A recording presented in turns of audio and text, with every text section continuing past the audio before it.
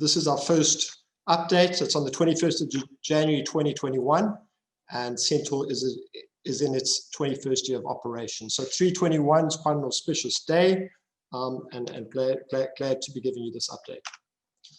Just a bit of information on Centaur before we start. Centaur was founded in 2000 with a vision to be the best retail asset manager in South Africa. It was founded with three key principles: to deliver investment excellence with outstanding service and utmost integrity. And these principles still guide us. Three simple keystones of the business.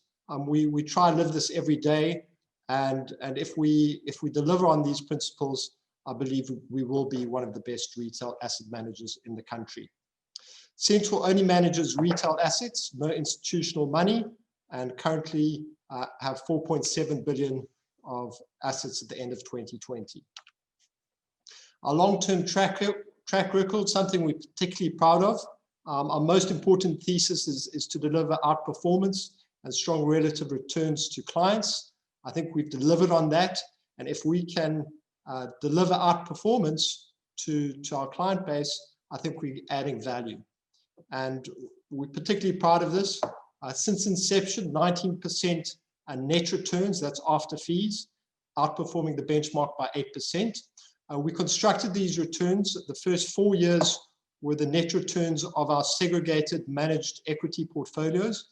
Thereafter, it's the returns of the Centaur Flexible Fund, and that gives you a return of 19%. And some of my founder investors are still with Centaur.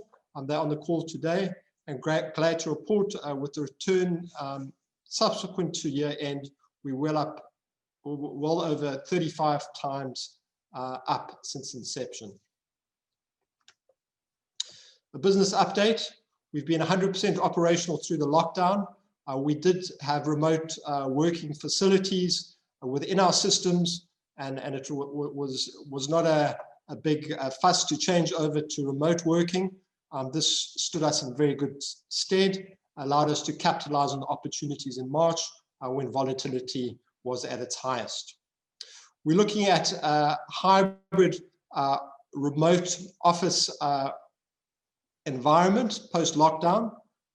Most employees are quite happy working at home, but I think it's also important from a business perspective to get some kind of team culture, communication. So we're looking at 2 to 3 days in the office and the balance at home at the discretion of the staff member.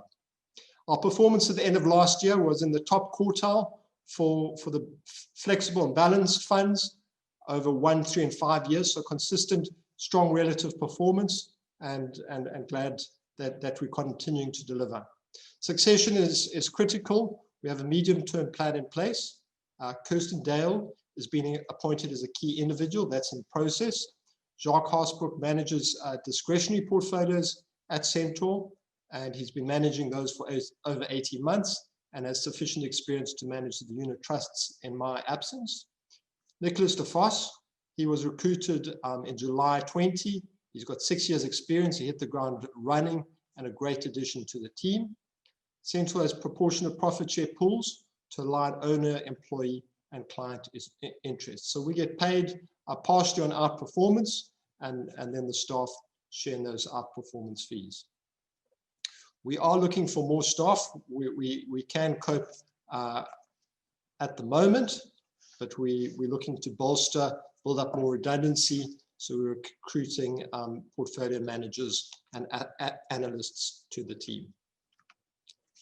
Just to put some faces to the names, I think a lot of you have not met the staff members of Centaur. I think Kirsty has been with Centaur over 5 years.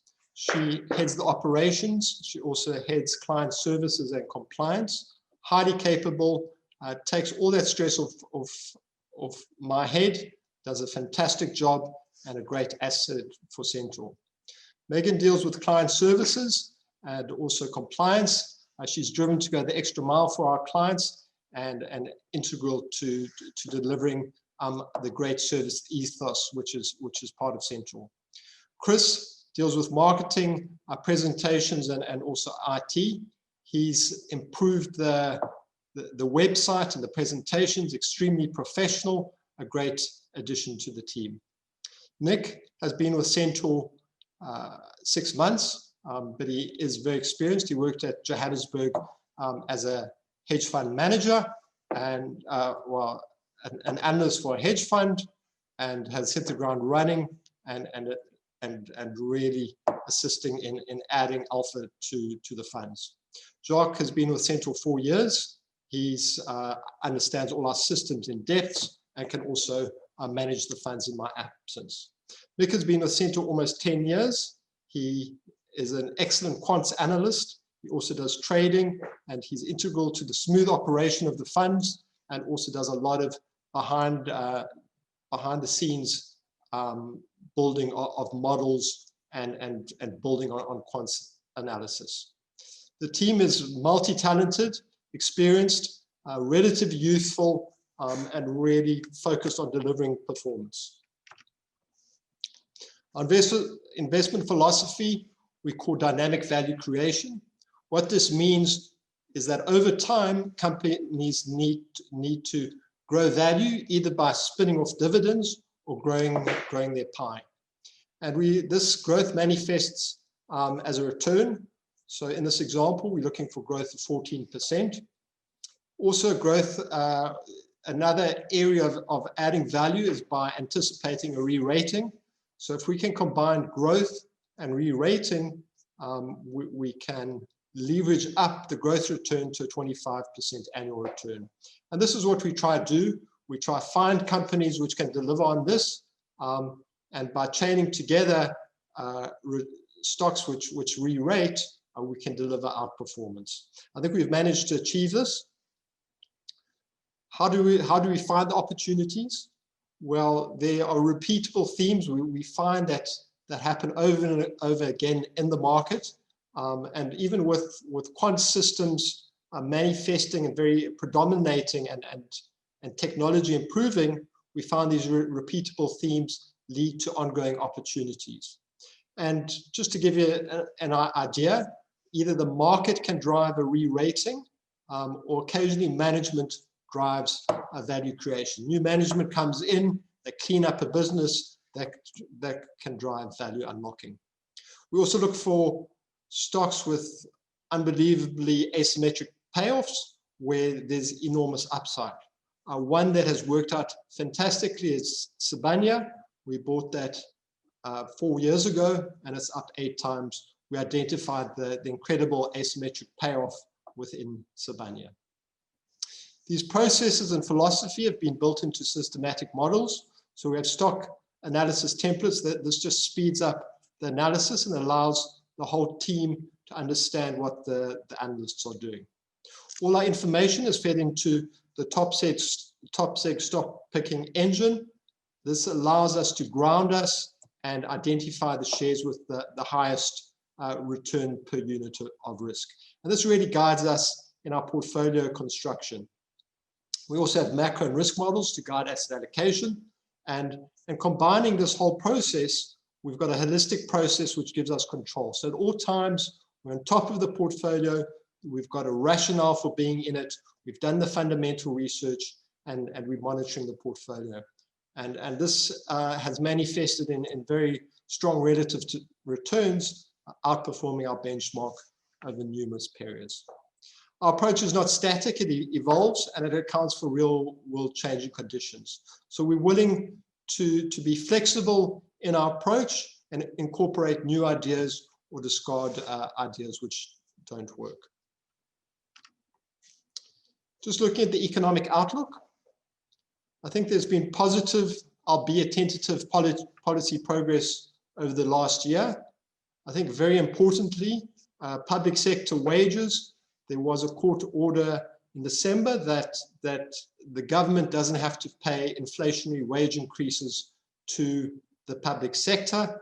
This is extremely important in the government getting our fiscal deficit under control and getting nominal GDP to grow faster than government expenditure. If they can do this, the government deficit can come down as a proportion of GDP, and we can get out of this debt trap. We've seen positive progress on the energy front. There are tenders for renewable energy, and also Eskom is splitting up into transmission and power generation units. So positive progress there. I think some progress in corruption, and also the government is looking to change the focus more towards infrastructure than on wages. And this may take time, but this should have positive long-term benefits for the economy. I think a bugbear is that statutory regulation remains a major hindrance to business in South Africa. We are seeing increasing confidence amongst big business CEOs. There seems to be greater cooperation between government and big business, and I think this positive vibe should carry on. And if the economy starts improving, we think big corporates are willing to invest in South Africa. We're looking at stimulus in the form of lower South African interest rates, 3% lower interest rates. This boosts disposable income, but interest rates, looking how weak the economy is, probably still too high, and we'll see what happens at the MPC meeting later today. Our terms of trade are exceptional, particularly platinum group metals. Morgan Stanley put a note out last week that the rise in prices where they are currently versus the prices last year, that alone adds 150 billion incremental cash flow to platinum producers. That's going to have spin-offs for the fiscus, at least 50 billion in taxes, and this resource boom could add between 75 billion and 100 billion of taxes on an annual basis. That's about 2% of GDP and quite material to South Africa, and should assist in getting our government debt to GDP down. We're also looking at a 9% annualized trade surplus. This is from the SA Reserve Bank in the third quarter. That's the best in over 25 years. We're looking at a global economic boom due to the exceptional stimulus provided. So just for example, Biden is looking for a $1.9 trillion stimulus package, and Morgan Stanley estimates the US economy could grow at 6.5%. So that's enormous stimulus, which is going to have spin-off benefits for South Africa. I think COVID overhangs us, and I think it's going to be with South Africa for much of 2021. Government doesn't want to shut down the economy, but they are willing to implement phase 3 lockdowns. I think a lot of businesses are more in hibernation, so they've cut back operating so they can just break even, but if the economy picks up, they can come out and prosper again. I think off a low base, we're expecting a virtuous circle of economic growth to unfold. I think if you look at the medium-term budget statement in 2022 and 23, they're looking for economic growth of about 1.7% per annum. We think that's on the low side, and the outcome could be close to 3% if we can unleash this virtuous circle. Also, once this virtuous circle of growth takes off, investment picks up, confidence improves, credit extension improves, and it can build on its own momentum. I think we are overweight equities, partially because of this positive outlook, but one of the major reasons we have gone overweight equities is that during times of loose monetary policy, which we classify we're in now, it has been extremely favorable to invest in equities. I've just used this real-life example where I've looked at the situations where interest rates go up 1.5% from the trough and drop 1.5% from the peak.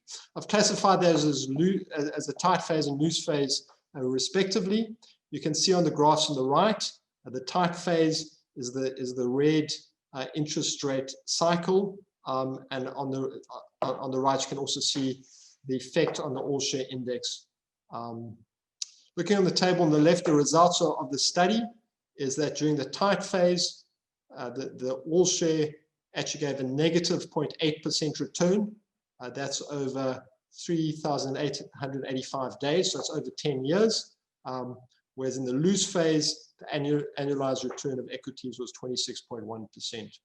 So you can see historically during looser phases, it's been paid to be in equities, and this really guides us on our asset allocation. We've raised equities quite considerably last year. We overweight in both funds, and during this loose cycle, we're going to be overweight relative to benchmark. And this is really one of our primary decisions when formulating asset allocation. Just looking at the rand, a lot of people are worried about South Africa, but I think there are some counterbalancing forces which stabilize the rand. Most importantly, South Africa's net international assets were 2 trillion at 30th of June last year. The source of this is the SARB quarterly bulletin. So South Africa has massive hidden reserves that people don't really know about. That's over 40% of GDP. That's our net international investment position. How does this help the rand? To give you an example, the Centaur Flexible Fund is currently 33% has direct offshore exposure via equities and cash held. We have to remit money back to be in compliance with SARB regulations, and alone just on the flexible fund, that amounts to over 100 million rand.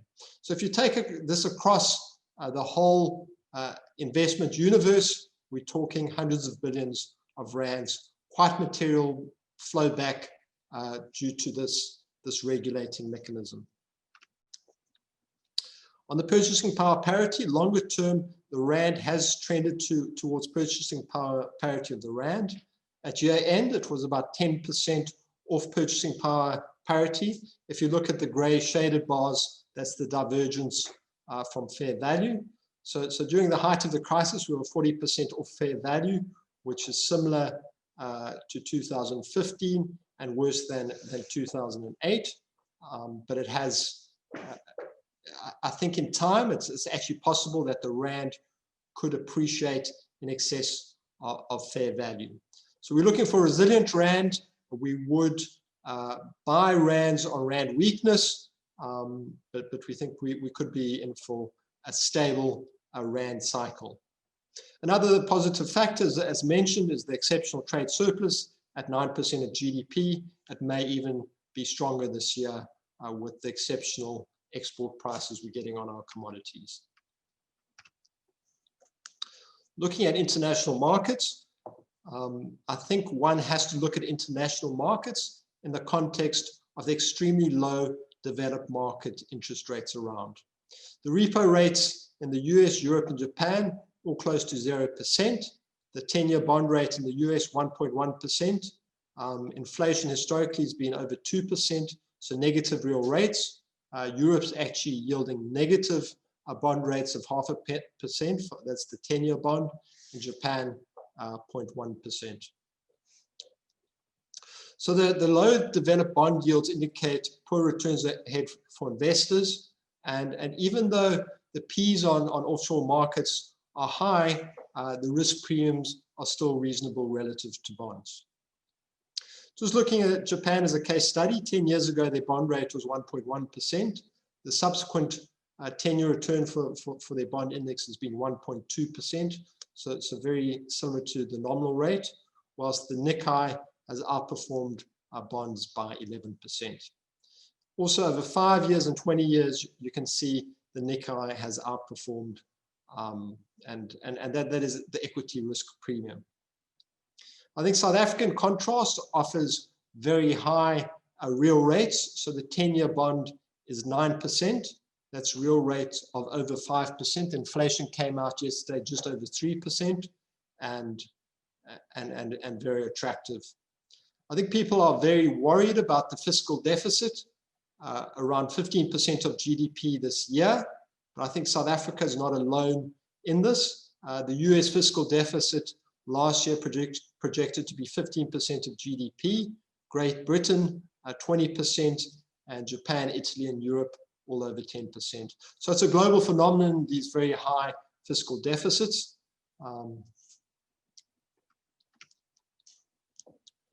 Looking at stock valuations, I've taken the FANG stocks plus Microsoft and Apple. You can see the forward P's. These are rolling 12-month PEs, relatively high on average 34 times, but this is a sample of possibly some of the best companies in the world. These P's unwind quite quickly. So in 3 years' time, they're 25 times. So the global markets are looking full, but I wouldn't classify necessarily in bubble period. If we have some consolidation, the P's will come down just with the passage of time. And even something like Facebook on a 2-year P under 20 are relatively good value. I think, you know, moving on from the very low bond rates available, I think equities are really the only game in town if you want to achieve real returns in dollars or euros. Nevertheless, I think there's certain areas in bubble territory. I think electric vehicles, Tesla does seem to have achieved first move advantage and probably will be the big winner in this space. But with a market cap of $850 billion, a lot of that upside seems to have been priced in already. I think some of the second tier electric vehicles are already hyped up, and those look more bubbly than necessarily Tesla. I think in cryptocurrencies, one has to be wary of. There's no real use for them. A lot of institutions can't invest in them yet, and that could fall apart. I think there's also certain companies which are trading at 100 times revenue in the US, really the innovation theme. I think it's going to be difficult for these companies to deliver on investor expectations, and there does seem to be a bubble in certain companies. I think the investment outlook, I think 9-year bonds, 9 to 12-year bonds are extremely attractive. You're looking at real yields over 5%, and we marginally overweight our bonds in the balanced and flexible fund. SA equities, we're finding increasingly attractive, particularly with the low short-term yields prevailing. This is going to provide a tailwind to SA equities, and we are overweight equities. We've been investing in higher quality conviction South African stocks with good valuations. So we're looking for companies that can deliver dynamic value creation. One we've picked up at good levels is Aspen, Life Healthcare, Mr. Price, Discovery, just to give you some examples. We sold MTN last quarter. I think they've got US dollar debt and their operations are in weak currency countries. We think that company is going to struggle. I think offshore, with the incredible run-up in global markets over the last 4 months, I think it's getting harder and harder to find great opportunities, and we are taking some profits offshore. We're looking to bring dollars back to SA on Rand weakness. We have given you our Rand projections, and we're going to reduce offshore exposure probably about 4%. We're still going to retain a large offshore component. We're just going to pare it back and invest in South Africa. Our asset allocation, you can see within the flexible fund, our benchmark's 80% equity holdings. We're currently 81%. It would have been higher, but we had a very large inflow, which dropped it late in the quarter from 83 to 81%. We're going to look to hold it between around 84% plus. We want to be overweight equities. The other notable thing is SA bonds. We've got a 9% holding. We think we can earn returns of 10% in SA bonds, and if we experience a re-rating, maybe even 15% returns. So an attractive place in the portfolio. Prefs, we retain 3%. They're yielding about 8%, and we're very underweight cash relative to our benchmark. On the balance fund, marginally overweight equity, 65%. We underweight cash. Our benchmark's 11%. We only got 2% cash. We overweight bonds. We're just really backing our view that one must be overweight government bonds and equities. Just a comment on some of our larger holdings. Exor, this is a sum of the parts type company. It's a holding company. Its biggest asset is Ferrari, but it also has a major stake in Fiat Chrysler. What we like about this is is the leadership. It's led by John Alkan. He's got an exceptional track record over 15 years leading it. It's managed to deliver great returns. He does take activist positions. They have controlling stakes, and he has unlocked incredible value. We think the returns over 3 years can be 12%, really driven by narrowing of this exceptionally high discount to some of the parts. Entain, it used to be called GVC. We've got a large holding there. It's one of the top 2 online sports betting companies in the world with its own proprietary world-class technology. It's also moved into the US sports betting industry in partnership with MGM, and we anticipate it will be one of the leaders there. It's a very capital-light, technology-led company, and we managed to pick that up on a sub-10 PE. It's performed exceptionally well, more than doubled since we first got into it. RMI, we like the short-term direct insurance led by Outsurance, but it's also got strong businesses in Australia and UK in short-term direct insurance. We really like this business. It is a disruptor. It's got exceptional business economics, and it's trading on a forward P of less than 10. We think that's very good value for a company of this quality. Aspen, we managed to pick up Aspen on the recent downturn. Management have restructured Aspen, so they've paid down debt. So debt was very high at one stage, but it's less than 2 times EBITDA, which is prudent. They've restructured and sold off the slow-growing regions. They're positioned as an affordable pharmaceutical manufacturer in developing markets, high growth regions, and at a sub-10 times P, exceptional value, and led by super entrepreneur Stephen Sard. Spotify has been a massive winner for the fund. Last year it was up 120%. Lead in streaming music. It's capital light. It is a platform business. It looks like it is going to establish leadership, but we'll probably be tending to take some profits in this one. Another big holding is HP. HP, you all know, with the printers and the PCs. They're really benefiting from the stay-at-home demand. It's got an exceptional brand and market position. It's also lead in 3D printing, which is touted to be a massive growth area. They're also undertaking aggressive buybacks. So multiple themes underpinning our investment in HP. It is a capital light business, and we managed to pick it up for P under 8, and has also performed well. ESG, environmental, social, and governance, is becoming of increasing importance. It's always been a component, but now we're more explicitly building it into our process. So it starts off really with the analyst taking it into account when doing the analysis. Then we consider it at our investment meetings, and in the reports we compile. We've got an SRI committee, which meets once per quarter just to review the portfolio, and the CEO has the ultimate oversight.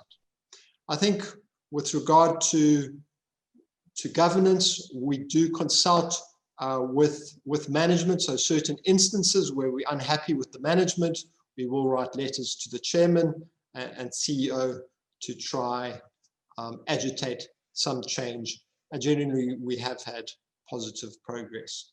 I think we do it more in a consultative basis rather than an acrimonious process, to do that in a cooperative manner.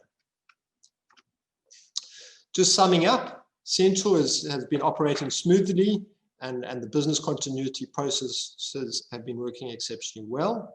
The portfolios have had increased focus. I think we've got higher conviction. When we have higher conviction, we're putting in bigger holdings into the fund.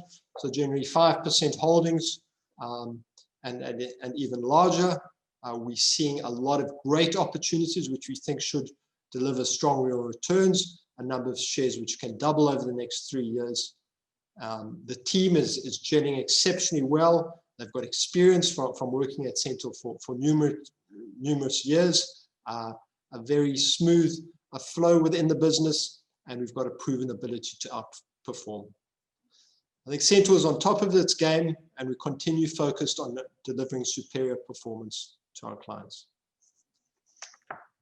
Thank you very much for that. I have had some questions, which you can type further questions, which I'll try answer. But I think just preempting some of them, I'm going to list some of the questions that were emailed to me earlier.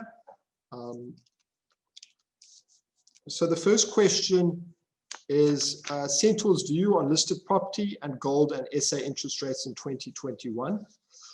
Property, I'm very cautious towards. I think we're seeing massive oversupply, particularly in certain regions, things like retail and Johannesburg offices. I think it's going to take a long time to work through that oversupply, and I think it's going to be a difficult period for property.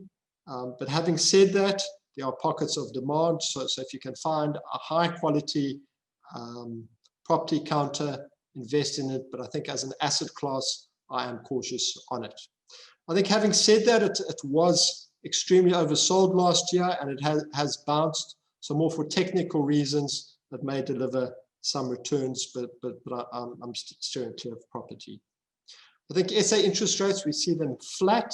I think, as we mentioned before, the government bond rates could actually head down if the fiscal deficit starts moving down. So we could actually see long-term government bond rates gap down. So I'd recommend buying now rather than waiting. I think the break-even yields are very attractive relative to cash. SA interest rates, the short-term rates, they should go lower, but I'd expect the MPC to keep them flat for the foreseeable future. Preference shares, they yield about 8%, the bank preference shares. So I think there's a place for them in a portfolio. I think for a corporate, they are attractive because you're getting 8.5% tax-free versus 4.5% cash yields. I think there's a potential that the banks delist preference shares, and you also have an option of a takeout. So I think there's a place for them. I just think there's more attractive equity opportunities. For example, Vodacom yields about 7.5%, and I expect that to grow at least 5%. So I'd say Vodacom's more attractive than a preference share, but there is a place for them. The question is, will any of the funds look to include cryptocurrencies in them as an asset class? Currently, we are precluded from investing in cryptocurrencies. They're not listed on exchange, and we cannot invest in them. So regulation has to change before we can invest in them. The next question is, what asset allocation would you suggest for retirees, pensioners, if they would withdraw 5% of their capital in 2021? I think currently I'd look towards SA equities 40%, offshore equities 20%, SA bonds 30%, South African inflation-linked bonds 5%, and cash 5%. I think that should yield real returns probably of about 3.5–4%, and you may have to eat into your capital to meet your 5% drawing rate. Another question, what is the local offshore split for your own personal investment funds? It's not far off the flexible fund. So it's 35% directly offshore. My see-through rand hedge exposure is about 60%, including SA equities and offshore, and the balance is pure South Africa. I think I'm comfortable with that. I think the rand could firm, so I'd defer any offshore transfers. I'd rather wait for rand strength. The next question is, do you have a view on inflation over the next 1, 3, and 5 years? And how is that influencing the management of your funds? I think local, I think for technical reasons, inflation could go up. So it's about 3.2%. We're seeing rising maize and wheat prices. So food inflation is going to pick up. Also, the oil price is picking up, so we're going to see that come through. So for technical reasons, inflation will pick up, possibly towards 5%, but that's more cost push than demand pull. I think the underlying core inflation is going to remain subdued within South Africa at between 4 and 4.5%. I think international inflation is more of a concern with this incredible stimulus which is taking place. We're going to see bottlenecks in certain regions. So we've seen a lot of the commodities spike up. For example, rhodium is up almost 5 times over the last 2 years. We're going to see other bottlenecks, things like semiconductors. There's been shortage, and I think we're going to see widespread shortages. So I think inflation can tick up, particularly with this incredible stimulus taking place. I think that really covers the major questions. I don't know, Chris, are there any further questions?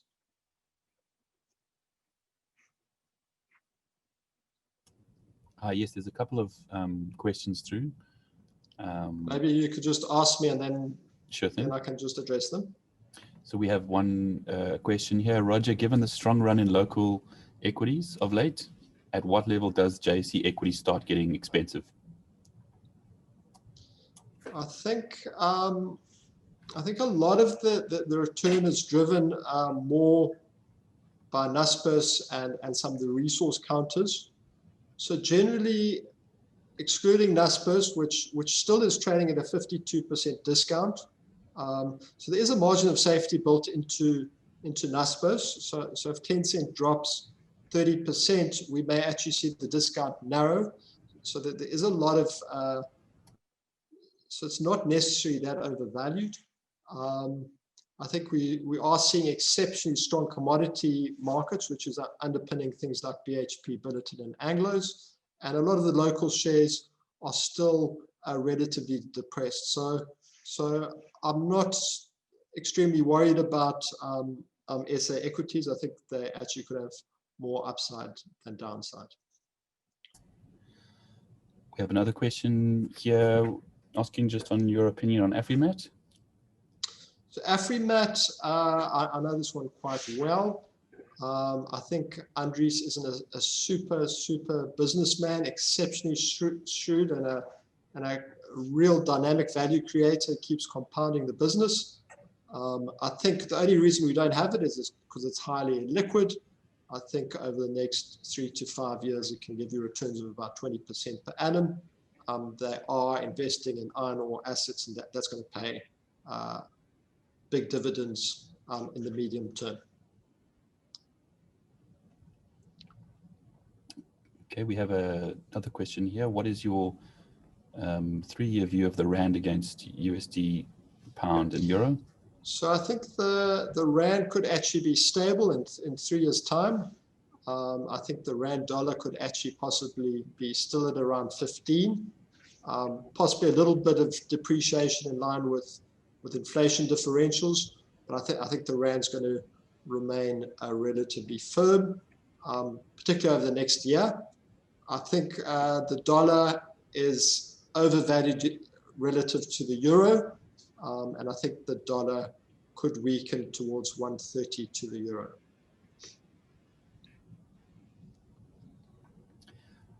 Thanks. Maybe one last question. What SA sectors do you favor, and where do you see positive earnings growth? I think it's hard to favor specific sectors because I'm really looking at really operators who are well placed and possibly gaining market share than necessary a sector. So, for example, RMI should benefit in the corporate side of its insurance business because of the woes at Centaur, for example. So that's the reason, part of the reason I like it. For example, Mr. Price will benefit from the partial demise of Edcon and gain market share. So there's no specific sectors I think I'm necessarily extremely positive on. I think there's positives and negatives to a lot of sectors. For example, consumer expenditure will benefit from lower interest rates, but we're seeing a big upturn in unemployment. So it's hard to know how that's going to balance out in the next 18 months. So I think my focus is more on quality stock picks where management are doing the right things rather than a sectoral allocation.